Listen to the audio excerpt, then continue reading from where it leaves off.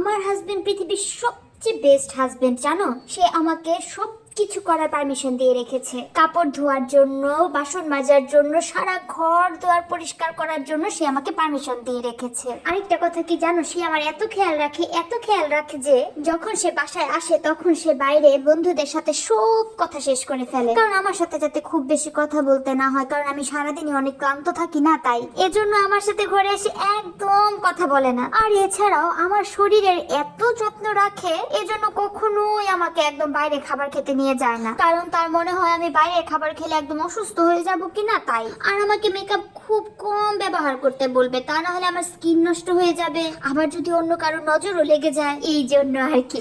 আরেকটা সবচেয়ে বেশি মজার কথা কি জানো, সে আমার মেন্টাল হেলথের একদম ভীষণ খেয়াল রাখে সব সময়, কারণ সে যখন রাতের বেলা বাসায় ফিরে আসে আর আমি যখন তার সাথে গল্প করতে যাই বা কোনো ধরনের কথা বলতে যাই, তখন আমাকে সব সময় কি বলে জানো? এই যে শুনো একবার তার কথাটা।